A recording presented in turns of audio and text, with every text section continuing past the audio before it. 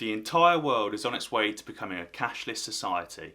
Not just mostly cashless, where you can use a little bit of cash here and there, but fully cashless. Zero. Fully digital, fully traceable, and fully controlled. Today I'll be telling you why the UK, the US and other nations around the world are pushing for a cashless society, what advantages the government get from this, and what disadvantages we as regular everyday people will face. So is it all doom and gloom? Or is there some light at the end of the tunnel and it's not as bad as it first sounds? Well, let's find out. As always guys, if you've got any questions about anything I say today, be sure to drop them down in the comments below and I'll answer them whenever possible. Now let's get into the video. Firstly, why might we be heading towards a cashless society? Well, it's no secret that the government are trying to limit the use of physical cash and encourage more digital and more traceable methods of payment. As a result of the virus, the government are only trying to speed up this timeline and blaming it on the limitations of social interaction and the spreading of germs.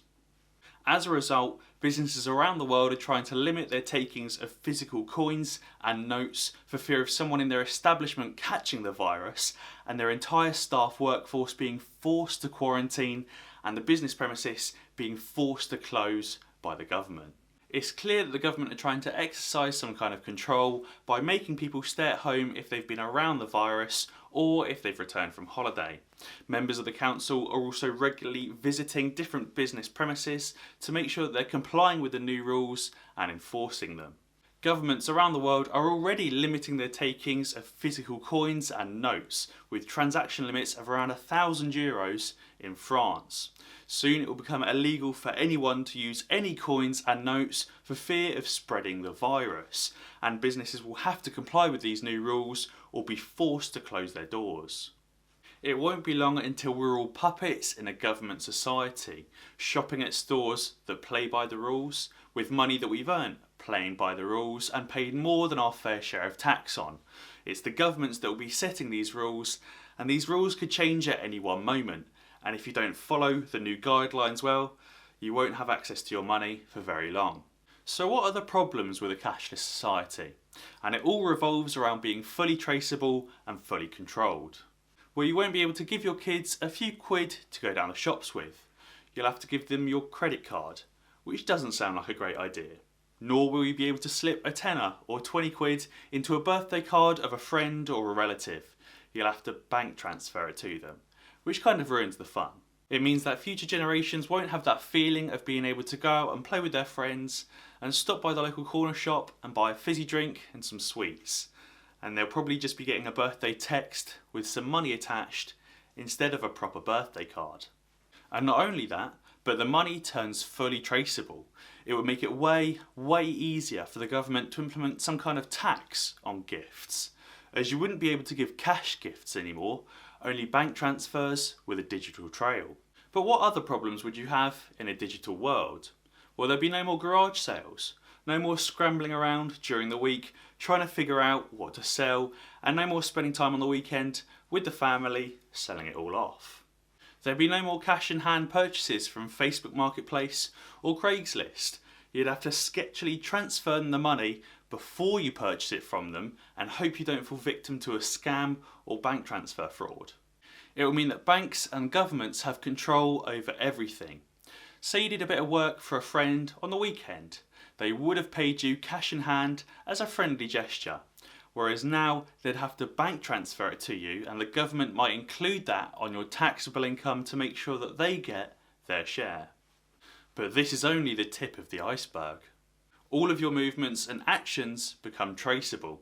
The government would know where you're living, where you eat, where you go to shop, when you're travelling, where you're travelling, how you're getting there.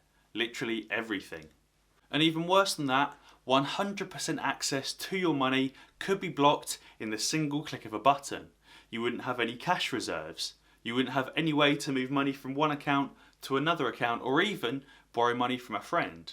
If you do one thing that the banks or the government doesn't like, then boom, blocked for your own good until you resolve their problems. This goes for businesses as well. If there's a business or a certain group that the government doesn't like, they can just block access to the money in a single click of a button, and that business would go bankrupt overnight as they'd have literally no way to access any of their money. We'd also be at the mercy of the government if they decided to implement negative interest rates. You'd actually have to pay money to keep your wealth, as there'd be no withdrawing it into cash unless you use that money to buy gold or Bitcoin or some other store of value. The government could make interest rates as negative as they wanted to with very, very little pushback from the public. We'd also be at the mercy of payment processors. If cash was completely eliminated, then companies like Visa or American Express could increase their fees as much as they liked. Small businesses could be put out of business literally overnight if companies like these raised their fees too high. On top of this, there's nothing tangible that backs up money held in bank accounts. It's just pixels on a screen. I suppose physical notes aren't exactly the best form of monetary backing, but at least it's something tangible that you could exchange for something else. With money held in bank accounts, it's just pixels that could be reset to zero in a blink of an eye. If you're enjoying the video so far, then be sure to leave a comment down below letting me know what you think of a cashless society. Also, be sure to smash the like button, as this really helps out with the YouTube algorithm. So is it all as bad as it seems? Well, it won't necessarily be quite this bad. You can still send money to friends and family as a gift. With the recent advances in technology, sending money is as easy as tapping two phones together. I mean, you can also now send birthday cards by phone as well. In some ways, your money would actually be a little bit safer. Imagine if you carried around your entire life savings with you in your jacket pocket, and if you lost your jacket, well, you'd have lost your life savings. But now, if you lose your phone or you lose your wallet, you haven't really lost any money, providing that you don't have your phone and your banking services unlocked and your PIN written down. But it does put you at a heightened risk of being hacked. Physical coins and notes can't exactly be digitally hacked and stolen by somebody overseas. They'd literally have to break into your house and look under your bed for your savings. There's also a multitude of other benefits of digital transactions as well. You can store all of your money on one small card instead of having to carry around pockets full or bags full of cash. It's also incredibly easy to make long distance transactions. You can send money overseas in seconds, whereas with coins and notes, you can't really do that. There's also cashback benefits that you get when shopping in certain stores.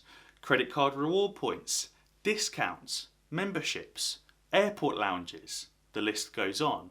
None of which you get when shopping with physical notes or coins. It would also be much easier to limit the occurrence of fraud and money laundering, seeing as every single transaction would have a trail and a trace. Now, unfortunately, you can't really ever fully eliminate fraud and money laundering because criminals will just think of a new way to launder money or a new way to purchase goods, with Bitcoin or gold, for example. So while going completely cashless isn't entirely bad news, as you can still send money to friends, it limits the chance of you losing your money, and there's a multitude of other benefits like cashback and rewards. But it does seem like the government would have significantly more control over you, and at one single press of a button they could turn off your access to cash, and therefore you wouldn't be able to afford your rent or buy food or even pay your water bill. The government would also see 100% of every single move you make, where you eat, where you sleep, where you go during the day, what you do when you're going there, literally everything. 100% of your income would be taxed. There'd be no doing little odd jobs on the side, and maybe even the gifts that you give would be taxed as well. But what do you think? Do you think a cashless society is a bad thing, or could it be a good thing? How do you feel about having all of your transactions fully digital, fully traceable, and fully controlled? As always guys, if you enjoyed this video, be sure to check out some others. Alternatively, subscribe to the channel and ding the notification bell, because that way you'll be alerted when I upload a new video. Cheers!